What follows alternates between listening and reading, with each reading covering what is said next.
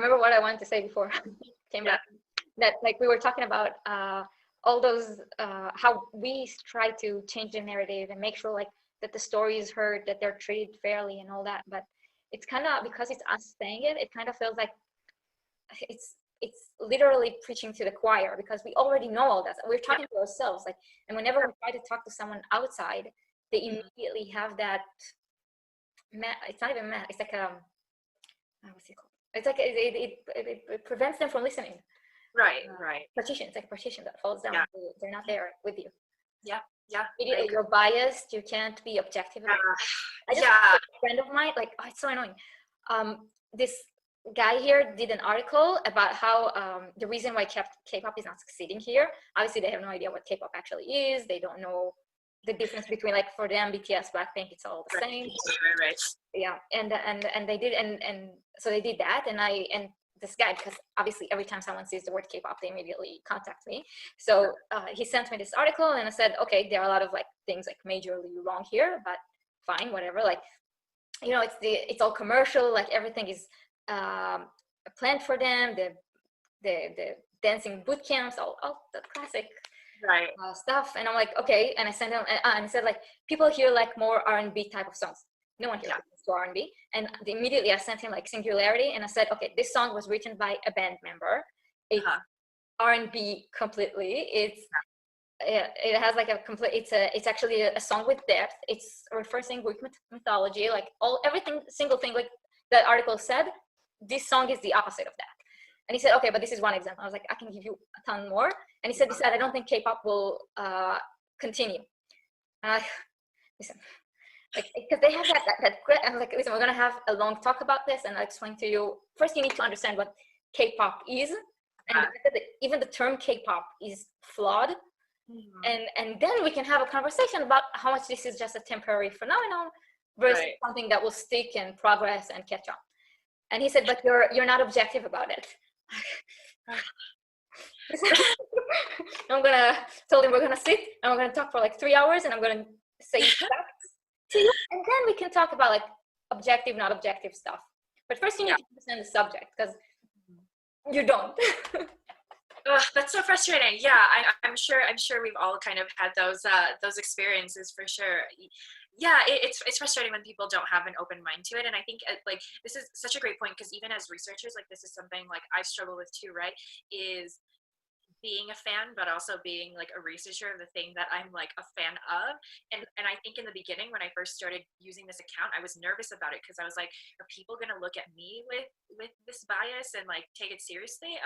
You know, but I think for people like me and others who do research on BTS and ARMY, it's super important to have that balance, because like I said, I think some people think like to eliminate that bias, you should be, you know, so removed from it and not even involved. But like I mentioned this earlier, you can only scratch the surface if you're on the outside, because there's so many complex things that happen within the fandom on the inside, and things like what you were saying about Singularity and like the meanings of the songs and like, you know, learning more into it. Like these are things you wouldn't even think about looking into unless you were really in the fandom.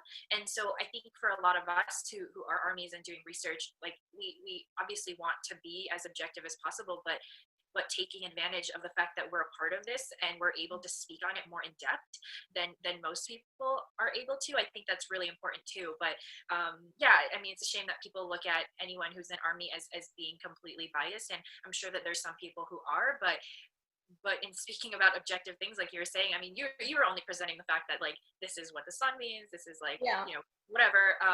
Yeah, I get it. It's tough to speak to people who already have this like perception of K-pop in general, and then, you know, taking whatever they think about that and then projecting it onto BTS, when it's like so hard to really like lump all of that together, which obviously we're seeing quite a bit of right now too. And so it is a little frustrating, but I think that it's also an opportunity, especially right now with media, to help as best we can to educate and inform them, and we hope, I guess, that they take that from us, and that's all we can do at this point. So